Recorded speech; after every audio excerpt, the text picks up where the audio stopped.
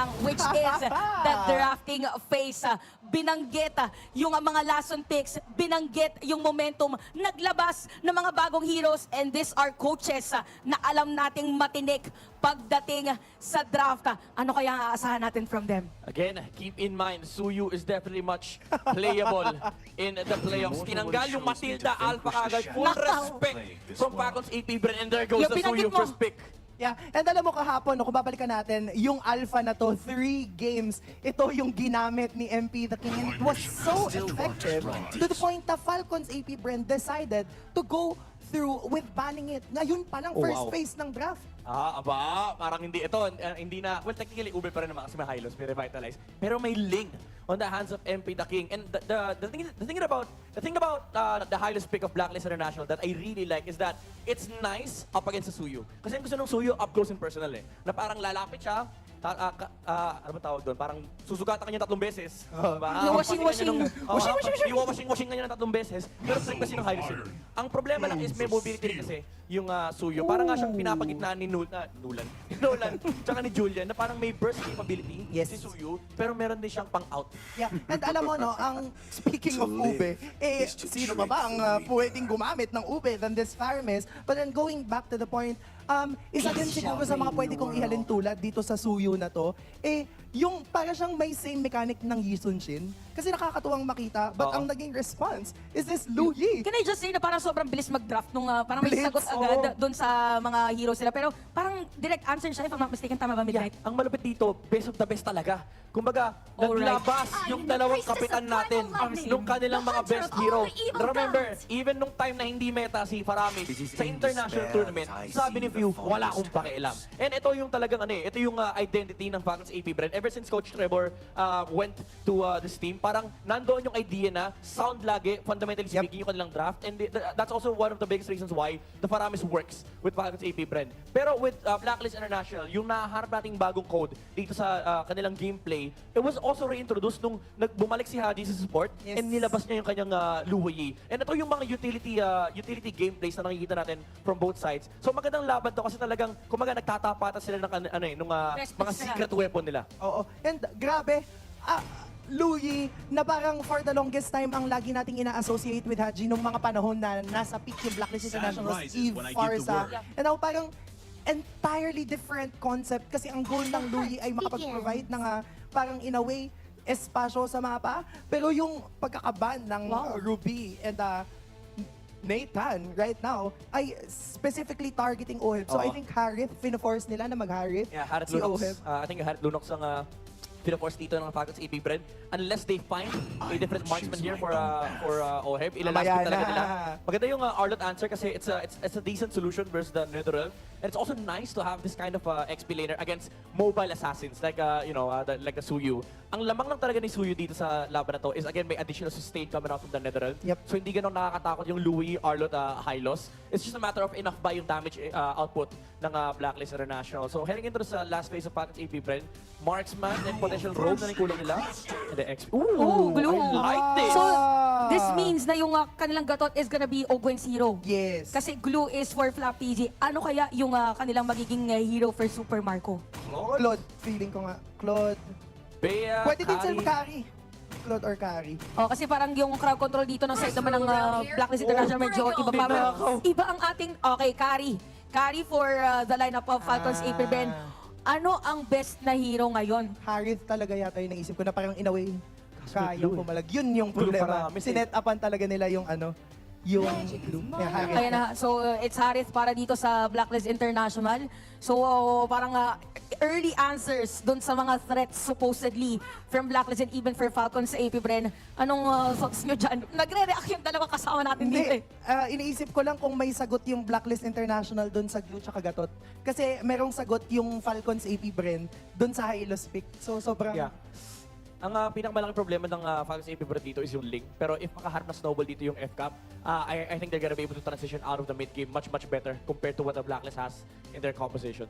Again, kontrahan na magiging labanan para dito sa ating dalawang kupunan. Napaka-importante ng game number 1. This is all about the momentum. Sino kaya sa ating dalawang kupunan na makakakuha ng momentum? Ihatid nyo kami sa Land of Dawn. Casters, pasok! Legacy, laban sa legacy. parehong may napaka-rich na history pagdating dito sa MPL, even crowned as a world champions. Muli kami makakasama nyo, Brito at Ina nga pala, on to the match 1, game number 1 ng ating upper bracket semifinals. Nakaka-excite ito. Again, nabanggit mo yung mga legasiyan na itatak ng dalawang kupunan na ito. Specifically, yung dalawang player na na-highlight natin kanina, Few at itong si Haji. The all-time idol and the all-around agent. Nakita Diba? na natin on different or various roles dito si Haji, and now going back to one of his root roles ay nakikita talaga natin kung paano siya nakakapang-lason. Kahapon, sabi rin ni Danica sa palag-palag nila, di ba? Sila na ang bagong lason ngayong season. Naku, speak of lason, na malalason ata si Flap TZ dito, tamang talon lang. And Gwen, nakambay yung kanyang thought. Kaya lang problema level Nababad? siya dito. And this time, may pasok na itong members mula dito sa Blacklist International. At sila nakakuha ng first blood. Haji, almost 40% yung buhay, pero aatras na muna dito mga agents. Hindi nila finafret na sabi nila kanina sa panel, ano yung mga pang-clapback? Ito, yung answer namin! Ay, naku, nahatak pa, pero hindi pa sapat yung damage ng Ghost Bursters na yun. Pero may Nagtumbang! nakapas dito ni Lord JM. Abaskal DC, kailangan na kumatras. Pero doon si FP the King for the clean up.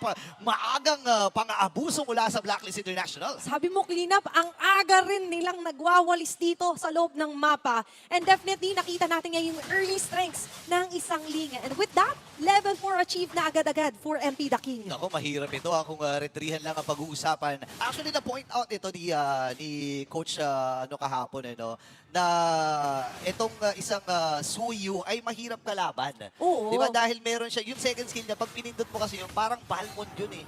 Di ba? Parang, Si Suyu, no? Oo, yung bumabagsak na ganun plus the retreat. Magkaiba kasi yung mechanics when it comes to the tap and hold kapag ginagamit mo yung Suyo. Pero for me, nakikita natin na mas early the better for him. Mas nahihirapan siya mag-skill kapag late game na. And for Falcon CP Brand, kaya pa rin naman gawa ng paraan. Kaso nga lang yung paraan na yun ay nililimitahan ng ganito kaaga ng mga agents. Ang aga nito, 1.2k gold lead para sa upunan ng Blacklist International. Lang mahirap.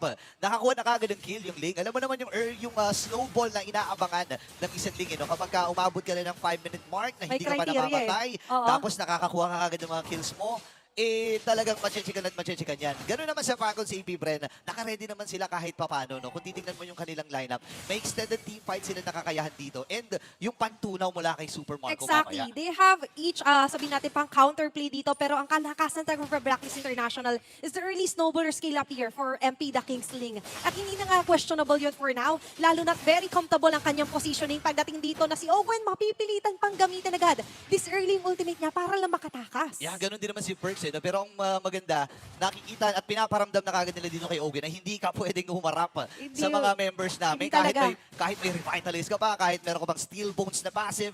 Wala, hindi nila binibilang yan, hindi nila masyado yung na-overthink. Pero right now for Blacklist International, ang ganda ng early game momentum nila right now. Hindi sila nadi-disturb basta-basta.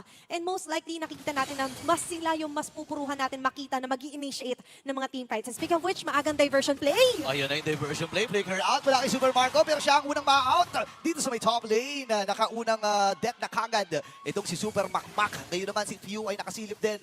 Tamang post lamang. Pero ramdam mo yung kunat talaga ng frontliners dito ng Blacklist. Yeah, and aside from that, pagka level 4 agad ni Haji, basta meron na siyang diversion, mararamdaman na natin ngayon yung element of surprise na sila at sila lagi. Yung mas makikita natin na magiging agresibo dito for Falcon CP Bren. Kasi most likely kapag may Faramis ka, hindi naman pangsugod talaga. More on, you're on the waiting game if you're on Falcon CP Bren. Pero ngayon, no more waiting, nag-respond na ang pangalawang pagong sa laban na to. Oo nga, no? Parang naisip ko nga rin yun eh. Kasi kung meron kang Faramis, medyo may kabitinan ka dun sa instant burst Yeah. na manggagaling sa isang Magic Hero. No? And yun naman yung napunuan ng mga heroes dito ng Blacklist International. Imagine mo, meron kang a gold laner na magic damage. Andyan si Haji with the dispersion rotation. And even yung Ring of Punishment, magic damage. Meron din yun eh. Tumitibok-tibok lang yun eh. Diba? Pero may damage pa rin. And you also have the stun here na pwedeng gawin nga ni Perks. Pero aside from that, kasi si Few pa, para ma-maximize mo, kailangan nasa vicinity siya. Kaso nga lang, sila yung nasa vicinity ngayon ng mga members ng agents. Natunaw ka agad yung main setup hero dito ng Falcon Safety Play. Habang si Flap TZ, kailangan matras. Hinabol? Nailapag yung Glorious Pathway. Naku po, takbo muna dito ang Falcon Safety Play. Pero ilalaban na rin. Tapos yung Blade na nagamit na. Leather Band Kakalihan with the nandyan. King, Lord JM with the kill. Same with the MP, the King. Napalalim din itong si MP, pero wala nga pakialam dahil double kill kagad. Iba ang Etong si gising. Lord JM. Grabe, iba yung gising ngayon ni Lord JM, no? Gumising siya, Lord na agad siya ngayon. Oo. And definitely, kanina pa natin nakikita na ang gagandahan ng mga swabe niyang vengeance. Finest slash man yan. And look at that KDA. 5-0 to siya this early. Talagang nasabi na natin na compliment niya ng gusto dito yung Ling sa lineup nila. Yan, sobrang ganda kasi ng ginawa ni Ayan DJ Blanco pa. sila. Pero mamaya na mag-usapan niya kasi merong magaganap na Infinix Instant Replay. Ayan yun, after nung Red Realm, saktong Tempest of Blade. Hindi man sakto yung knock-up na yon mula sa Tempest of Blade, but still, naiwasan niya yung potential na kill na dapat makuha ng Falcons Avery against him. Yeah, MP the King living life on the edge siya kanina doon ah. Kanina, oo. Oo, medyo yung mga hukay na ng mga kailangan niya namang iwasan. Pero for Falcons AP, Bren, nagre-rev up pa kasi yung engine nila for now. Pero kasi sa pag-aantay mo na uminit pa yung makina, mas dodoble na yung init at gigil ngayon for Blacklist International. Nakita natin ngayon na maaga pang mga agents. Andyan na nga lang din na pagsama ng Ontra Gold Lean. Nandyan yung reaction for Falcons AP, Bren. Pero tila ba ngayon ay medyo sila yung naghahanap sa dilim burrito? Well, ang hirap din kasi talagang, kumbaga, palagaan yung early game dito ng Blacklist International. Even yung, yung mga folks lang ni Haji, kahit hindi makakuha ng kill to, malaking tulong kasi maghuhutugan kayo, may dispersion rotation. Oo. Tapos si Lord JM, gamit na gamit niya. Remember na just then, yung Adjust. isang Arlo, di ba, wala nang mana yan. Wala nang mana cost lahat ng skills niya. So, yun yung parang nagagamit dito ngayon ng Blacklist International. At dun sa may bandang ibaba, nabasag pa nga di napigilan dito ng Beast. Kaya naniniwala na ako sa playoffs mode, hindi sa forever. Sa playoffs mode ng mga players natin. Kasi iba talaga yung nagiging aura nila. And believe me when I say na kapag ka itong version ng Blacklist talaga, hindi tayo magtataka na ganito sila katapang, ganito sila kalakas. Okay. At nandito ang Sunny Puwersa na nga ba? Magkakaklash na nga ba? Okay, hinatak sila dito. Si Perks, available pa naman yung kanyang Glorious Pathway. Kaya ano lang kumbaga, andun siya para saluhin na lahat ng damage at siya nga yung magsisilbi ditong sponge, At Yeah. taga-gastos ng mga skills ng Falcons AV. Siya ang gastador. Oo. Pero ngayon, para sa Blacklist, afford nila yung ganong klase ng mga paglalim. Remember, meron silang diversion play dito for Haji. And definitely for Falcon CP Bren, lagi kasing at the back of their ends, may threat na baka biglang likuran na naman si Super Marco. Kahit si Calvisi, hindi siya sobrang laya na makapag-deny, makapag-nakaw. Pero ngayon, yung turtle, mananakaw ba nila sa kamay ng Blacklist? Ako, medyo malayo ata itong si Kyle Easy at libreng pagong ang makukuha. 3 pagong, ladies and gentlemen, para sa Blacklist International. Smooth run for the early game, 8 minutes into the game. 0-8 ang ating kill score. And right now, Burrito, may diversion na naman. Sila yung mag-aabang. Makakasalubong ba nila dito ang mga beasts? Okay. Nakikiramdam lang dito si Ogen. Alam niya na may Nakita haon. niyo! Pero kayang-kaya siyang tunawin ng mga members dito ng Blacklist International. Mabilisan lang, tunaw kagad si Ogwen. May nag-aabang pang MP Daking sa may bandang baba. Walang pinasok na nga kagad dito. Wala. Wapakis na ako. Hindi naman sa blade. Pero makakatakas ba siya? Yes, sir. Sakto lang din. Pasok si Kyle TC ba? Doon yung kanyang Hahabol? dash. Si Super Marco ay nakaantamay din. MP the King, napakaraming dash nito pero hindi susuko ata. Si Super Marco, doon sa may bandang ibaba, may nangyayari din. Makakatakas pa rin naman. Medyo kinabahan, medyo nadulas lang ng konti dun sa MP The King. Pero sa ngayon, wala pa rin nakukuha ang kills ang Falcons sa AP Bren. Habang ang Blacklist, ramdam natin na may ganong klase ng mga paglalim sa MP. Pero ramdam mo yung disiplina pa rin for them. Sobrang different version to sa nakita natin na regular season. And now, they're activated. The bigger, the better. Yung mga setup plays ay pumapabor pa for Blacklist! Ayun yung final slash. And Fantasy, mamamatay na ko yun. Ilatag na rin yung Zaman Force. Same with the ultimate from Perks. Oh, no. Nakadalawa na kagad itong si Oheb. Hindi man nila mababasag yung Torre doon sa may bandang gitna pero ang dami nila nakuha. Umuulan na mga double kills here for Blacklist International. And not only that, kumapabor din sa kanilang bigger picture. We have 3 turrets destroyed. 4 pa nga dahil matatanggal na rin yung Tory Weeds may bandang gitna. And all the lead is going on to the hands of Blacklist International. Sila talaga yung aggressor dito. And hindi naman nakakapagtaka kasi nga naman makuha mo nga yung parang nasa 3 minutes, 4 minutes pa lang tayo. Naka 5 kills na kagad si Lord JM. So ang hirap talaga Totoo. palagan. At hindi rin biro yung damage ng isang Arlod. Remember, ang dami ng kits niyan, di ba, pang disengage, pang re-engage, at marami pang iba. Tsaka nakita rin natin na maraming naging adjustment ang Blacklist International. But it's for the better. Ngayon nakita natin yung final form nila. Katulad nung naglaro kahapon, same 5-man. And that same 5-man ngayon na mas nagdo-dominate sa game number 1. 10 minutes into the game, 11 kill score. At may Lord pang makukuha ngayon ang Blacklist International. Napakalinis at napakagandang laro ang pinapakita ng Blacklist International. Wala pa rin basag na torre para sa kanilang pupunan. Masasabi ko na sobrang nakalkula ng Blacklist International yung naging laro na ito. Inopen yung Suyu, wala kami, sabi nila dito, okay, na alam na namin nung day number 1 kung ano yung mga naging sagot sa isang Nabasa suyo. na nila. Wala mang alpha, pero ito ang ihahanda namin sa And ngayon, the earlier the better nga talaga for Blacklist International. Yung Lord ay tatapak doon sa may bandang taas diversion. Play! Si KTG pala ang pipitasin! Inabangan doon sa Purple Buff. Sama-sama na naman ang Blacklist International. Ito na yung na bagong code ng ube para sa kanilang kupunan. Kakaibang banding to, burrito. Kakaiba. Imagine mo, ang inaasahan mo lang na heal dito ay yung revitalize mula kay Perks. Di ba? Isipin mo yun. Oh, yan na naman. Ito Ayan pa. na naman. Palaban na naman dito ang Blacklist Under the turret pa yan! Ay mamamatay. Di naman ang single fail. Tapos ulit nagamit ng ating gagadit ng MP the King. At dapat ang banayan yung Tori dun sa may bandang itaas. Dire-diretso lang. Ang mag-i-call dito ng Blacklist International. Terpang GK Gold League. At hindi bumabagsak ang mga piece. At ang game number 1 para sa mga agents. A clean game para sa Blacklist International! Wow! Grabe yung naging adjustment! Grabe na yung code! At ngayon, pinapakitaan agad tayo ng napaka